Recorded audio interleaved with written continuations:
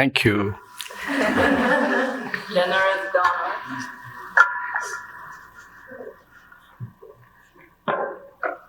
Oh, it says Taiwan, China, and HK students. Thank you.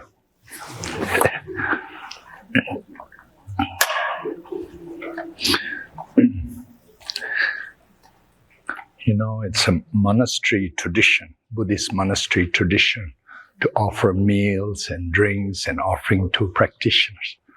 It's part of offering, part of, accumulating enormous merit. When you support Dharma and Dharma practitioner, actually, that's the highest virtue. You know why? Because it's supporting somebody else's enlightenment.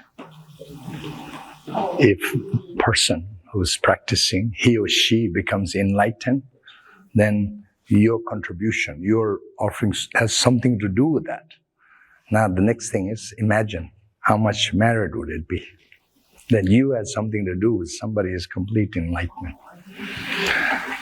And a further example is our precious Lord Buddha. You see, historical Buddha, Lord Buddha. You know, Lord Buddha became completely enlightened. You see, and then demonstrated. You see, completely enlightened and demonstrated perfection and taught. You see, achievement of the peace for the benefit of all sentient beings and how much we all benefit. And then imagine you had something to do with Buddha's enlightenment. And how much merit would it be? How much power of virtue would it be? See? That's what offering, supporting Dharma, Sangha means. There's no comparison to any conventional charity, you see? Any conventional charity is temporary charity. Temporary. Maybe the maximum is charity for one life. You see? You help somebody for one life. And then when it comes, that's it. You're not able to help him beyond that. Dharma is real Dharma, real gift, and that person's, once you have it, and it's his forever. That's the difference, see? You know, it doesn't, that benefit doesn't come to an end when he dies, so to speak, you see? It's sort of the real Dharma. Yeah. You know, I was fortunate to be born in a very devout Buddhist family. My father's even a relative of my enlightened guru.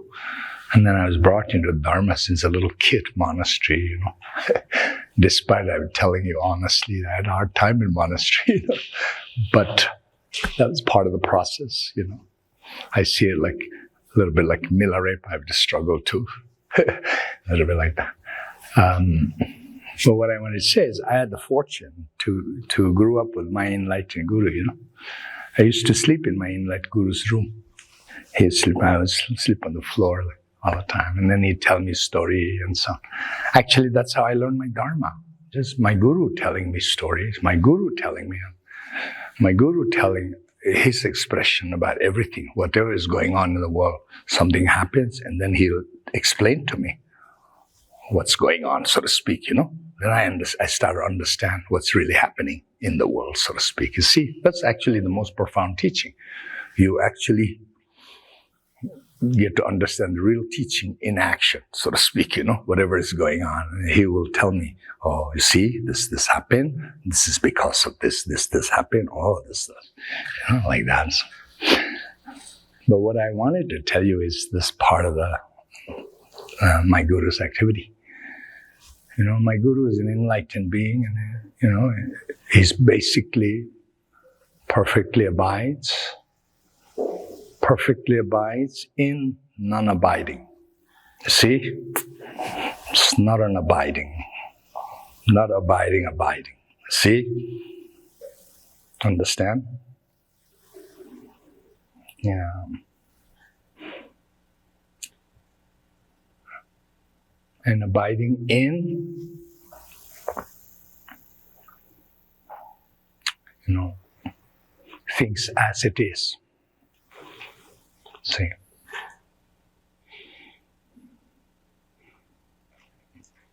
enlightened being is able to abide in non-abiding is because he has see the Dharma Kaya, what do you call it? This is Mahamudra terminology, Dharma Kaya, nature of your mind. He actually saw a thing that you cannot see, in other words. You see? Not to see clearly. Now, this is very important. Not to see everything very clearly is seeing things correctly. Lord Buddha's teaching. In Transcendental Wisdom, Perfection Wisdom Sutra is teaching like that. In other words, not to see is to see. But it's not just see, clearly see, okay? That's the thing. Otherwise, then, not to see anything is not seeing anything. No. Not to see anything clearly is seeing. See? There's complete clarity. Enlightened being dwells in a state of mind like that all the time. See? Awakened mind like that. Abides in non-abiding like that. See? So I was fortunate to grow up with this enlightened being. I grew up and I see his activity, how he does things, And in my lifetime, despite my struggle, I try to do my best to emulate my enlightened guru's activity. And the activities are basically, he teach, he perfectly dwell, and he overflowing love and compassion through teaching and beneficent being. And then in return, people's offering and things like that, he received, enlightened guru. So what I wanted to actually say is the part of the offering part is that my enlightened guru's number one priority, Dharma practitioner. He would spend all his offering money for Dharma, supporting Dharma practitioner. Retreat, Dharma practice, somebody do retreat, he will pay like that. That's his number one priority. Yeah. Because the essence of Buddha Dharma, heart of the Buddha Dharma, is practice. See? Insight. Dharma is of two, you can say. Scriptural Dharma and insight Dharma. Insight Dharma, realization, understanding in how to abide and non-abiding, how to see things clearly where there's nothing to see, only comes through insight. You see? So that's with number one support. Then after that, then other monastery works, prayer, pujas like that. And then when it comes to charity, like giving to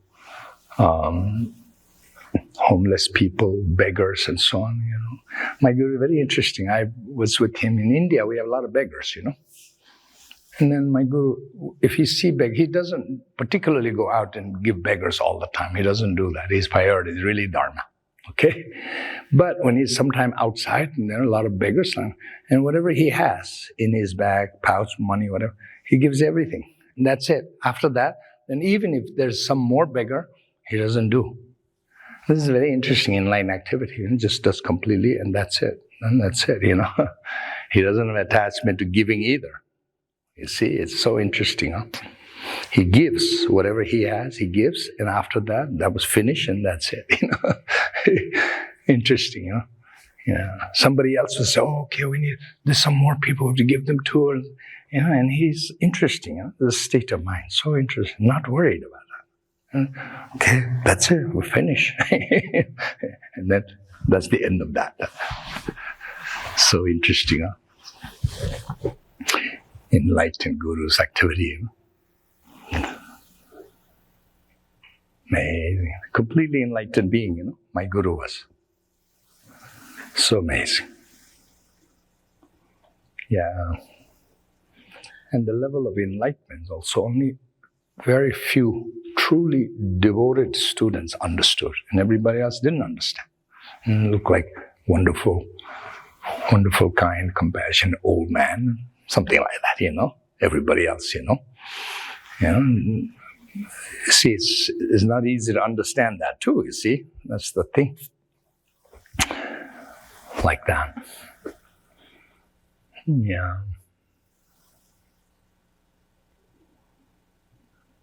Yeah. So in my fortunate, precious lineage, up to my enlightened guru, it's completely enlightened lineage. And then now it's my generation. It's up to a practitioner, teacher like me to prove that we too are worthy of carrying this enlightened lineage tradition and pass on to next generation. Yeah. And I'm trying to do that. Practicing Nyungne. And without being attached to Nyungne. Abide in non-abiding. And not to see is clearly to see. Okay. So understand a little bit, right? I think so. Yeah. See, this is where the let go comes in. Understand? Now, see, you have to connect the dots. Yeah. Then it becomes full circle. I didn't know. Then you know. See? Puzzle is solved when you understand. That's it. Mahamudra prayer says everybody's inherent nature, mind is Buddha mind. That's the truth. Yeah. A lot of teaching, a lot of people, all kinds of fancy words and so on. That's the actual fact, reality. And that's the reason why we can train, whatever obscures that can be purified, and then it becomes obvious and clear, and we can become enlightened and perfect Buddha. If it is not, we could never be. How can we become something that we're not potential to be? You see? Yeah.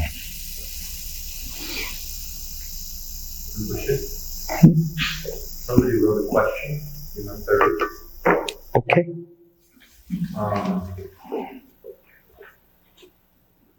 On the path of the Bodhisattva, we often face situations where we're being taken advantage of, lied to and manipulated because of our kindness.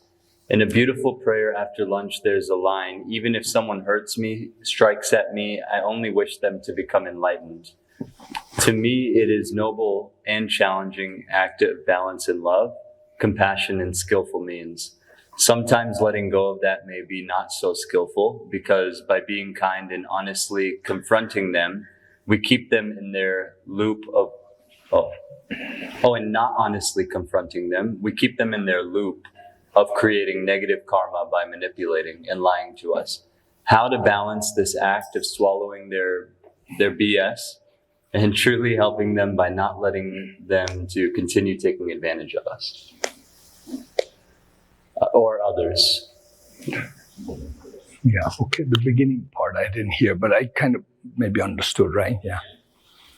Yeah, it's, you need to have a skillful means, Of course, at the beginning, it's very difficult. Our lunch prayer, after prayer, it's so beautifully expressed.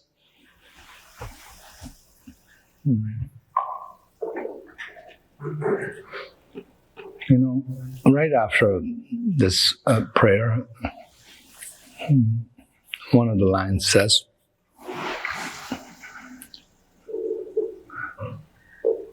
there's neither everyone nor I. Okay? Prayer says that. Literally. Tibetan word, Dharma, no self. Sham hai, but the others don't exist. I don't exist, others don't exist. Only thing that exists is great bliss, it says that.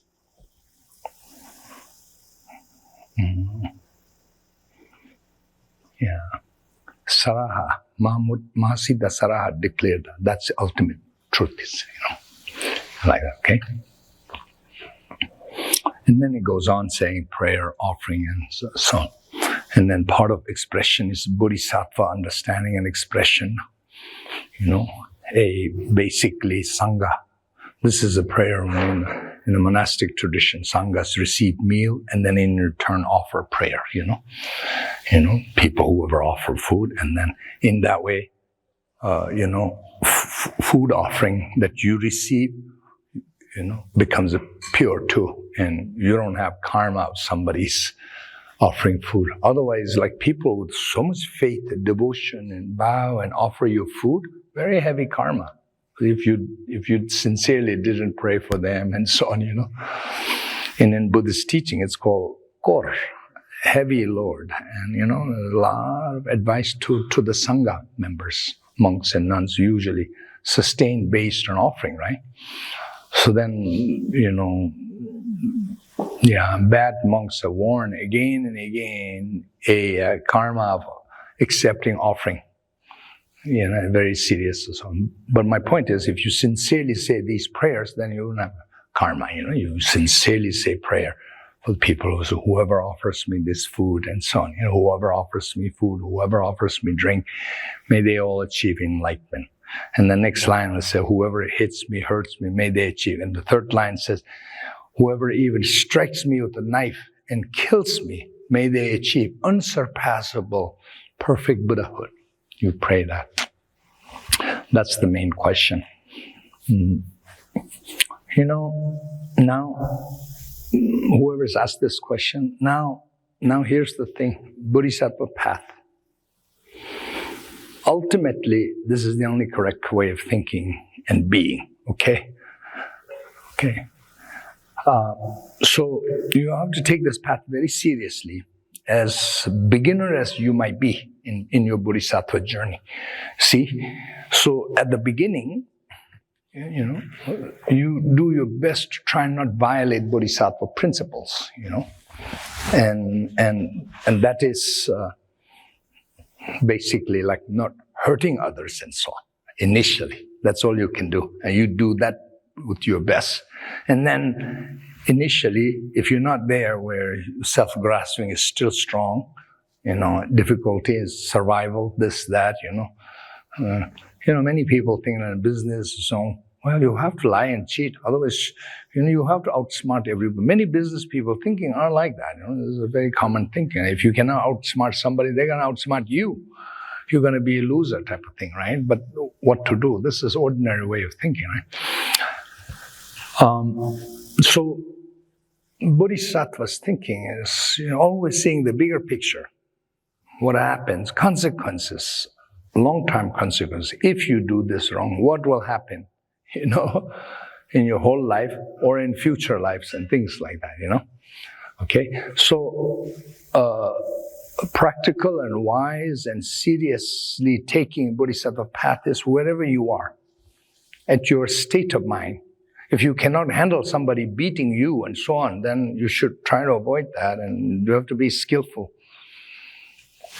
You have to apply skillful me. You have to be intelligent. You have to be, wise in not getting into trouble, and have to have discipline. Maybe not provoke other people with your speech, whatever. So careful and so on, so you don't get into that. And then, initially, best what you should be doing is not to hurt anybody. And then help others as much as you can. That's all you can do. See? But then, if you have a deeper understanding of how things are, then all these other prayers will make perfectly sense. No problem in understanding. See, somebody hit your arm. It's all illusion, Only as somebody who understands phenomena as illusion is able to handle this thing. But it's aspiration towards that. Ultimately, may I be able to let it go, like that. This the theory into practice, only a realized being can practice this, actually. Yeah. Non-realized Bodhisattva would not be able to practice like that.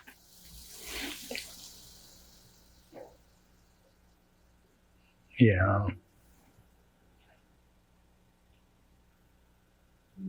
Rinpoche, the first part of the question was around a specific situation. If somebody is lying to or manipulating, you're being kind, and they're lying to you or manipulating, how do you deal with that situation? You reciprocate that with that.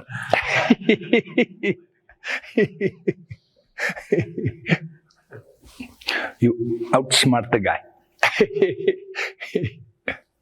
Well, again, if you can, if you're really sincere, you truly care, and you have a lot of compassion for a person who is lying to you, and if there is a hope that that person, maybe you might be able to change that person in the future and through sincerely through Dharma and so on, and temporarily, you might be willing to put up with some of the person's bullshit, and it's okay, because you really have, like that. I think that would be the correct thing to do. But you have to be intelligent and wise, and understanding the situation, how much you can do, your own limitation and so on, And if it's just constantly thing and there's nothing you can do to influence and change the other person to do the right thing, then, and then you have to keep distant. Yeah. Yeah. This would be like, there's a lot of questions and issues about guru and ethics of the guru, this, that, and many things, unethical guru, this is so unfortunate. Actually, if you ended up meeting an unethical guru, what to do? It's your karma too, Yeah, people like to think that they have nothing to do with it. Yeah, And a lot of the time is when it's very important when you meet an authentic, a spiritual guru, not to disrespect and so on. Very important. It will cause you would need guru in all your future life. If you do wrong thing, it will cause you to bump into wrong gurus again and again. It's that serious. A lot of people didn't understand, Like, okay. So what I'm saying is this question reminds me is Sakya Pandita made one point about guru-disciple relationship and so on, and where turns out like unethical guru. Okay, what Sakya Pandita say? If for some reason turns out a guru turned out to be completely unethical, completely contrary to Buddha's teaching, behavior action that which is contrary to Buddha's teaching, moral code of ethic, Bodhisattva and tantric principles, then you know what Sakya Pandita said? The least you can do to not get further damage is distance yourself. See? Distance yourself. Only distancing yourself.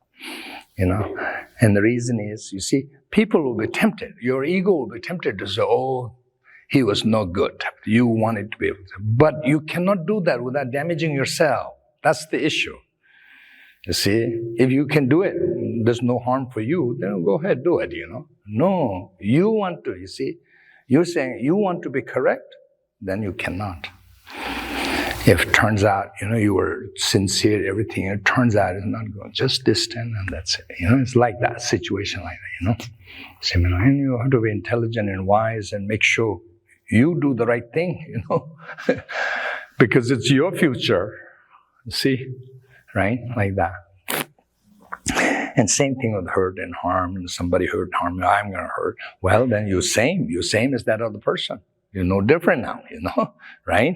You want to be correct, and you understand Dharma, Bodhisattva principles.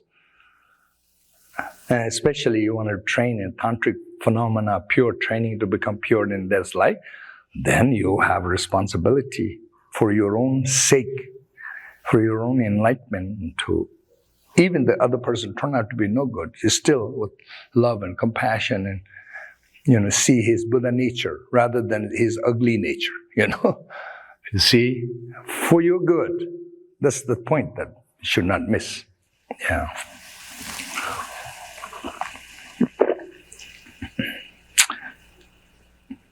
One thing that helped personally me overcome all this kind of nonsense is Buddha nature. Being able to see everybody's Buddha nature. Then everything else becomes superficial, then it doesn't bother me. Yeah. Yeah. Okay. So, when does that happen? When what? When does it happen that we can really see everyone's Buddha nature? Especially when somebody's bothering you. But in my own path, is that when you say breakthrough? Oh, I see your question. Well, in your own path. Yeah, it will come naturally. It'll come naturally. Yeah. You can't really. Well, if you understand yourself, then you will understand everybody else too. Yeah. Yeah. That's why Buddhas have infinite compassion for all, because there's no distinction. See? That's the thing about enlightened compassion, is that we're all one and the same. It's just a little bit confused and lost, and that's incidental stain, it says, you see? And the enlightened being can see that's not who really that person is. It's an incidental stain. See?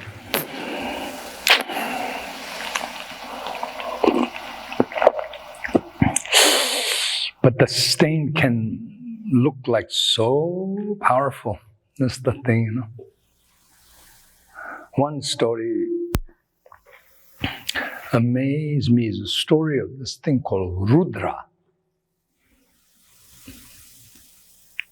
Story of Rudra.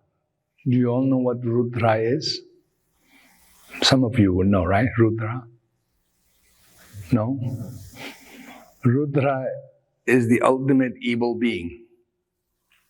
There is such thing called Rudra. Exists. Has existed in the past, and I'm sure they exist today, and it will exist in the future too.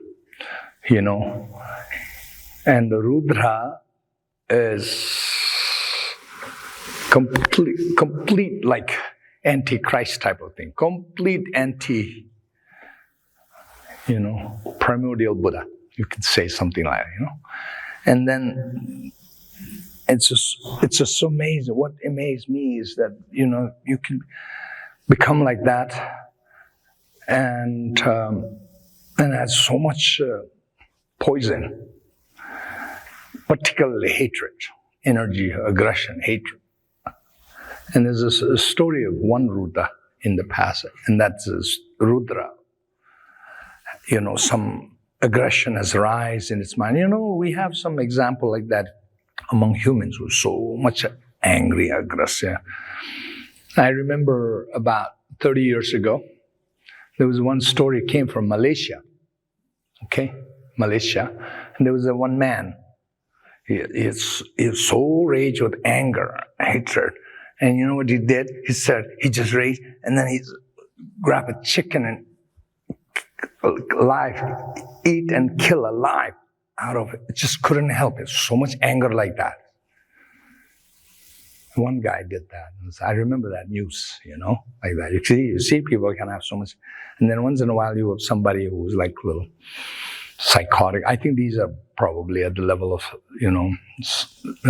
psychotic and sometimes mass murderers. They have so much rage, so much anger issue. This cannot control, These people, if they have their way, they would like to be like Hitler and so on. They just don't have that kind of power to do. But a level of anger is there.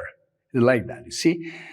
So this is a human level, an ordinary level, a small level. The guy who's his anger so much, he just, grab live chicken and eat live, like anger like that to somebody who's murdering a lot of people, to somebody who's mass murdering, to entire genocide and so on. Even at a human level, you see it like that. And then in the universal level, you had a Rudra. Amazing. That story is so amazing. And Rudra has so much power, though, like a Hitler had power. There's some kind of,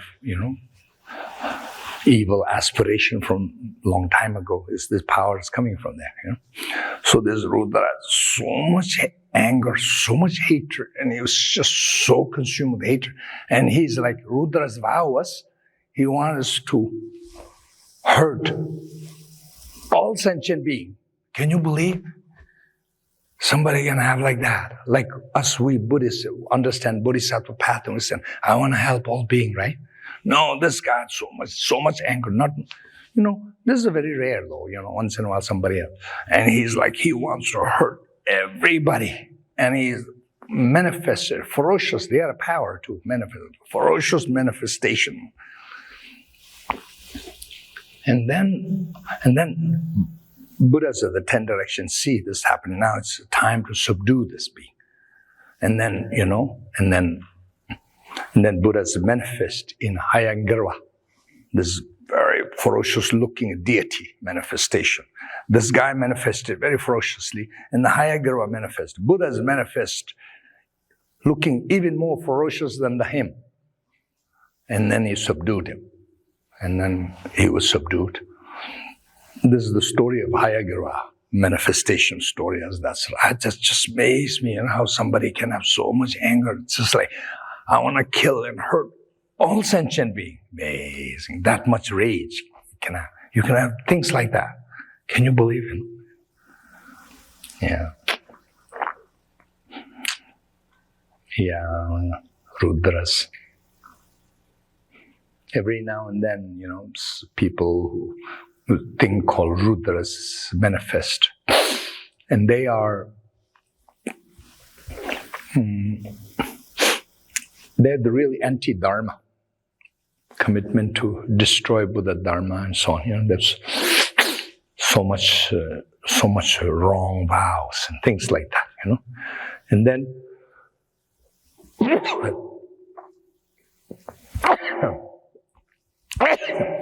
if you're an enlightened being and you have enlightened power, then it's your enlightened spiritual responsibility to subdue these beings.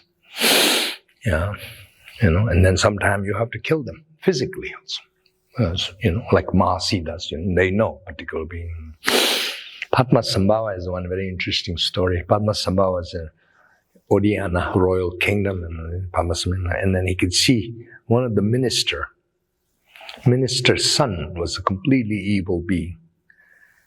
Padmasambhava could see, and then he pretended like accident, and then he dropped something and he killed that evil son, and then the father was a minister in thing, and then father talked to Padmasambhava as a prince, royal prince. So king says has to be some punishment. Even his royal prince has punishment. And then father loved Padmasambhava so much. Then father agreed to exile him. Padmasambhava was kicked out of kingdom for killing an evil being. See, I know.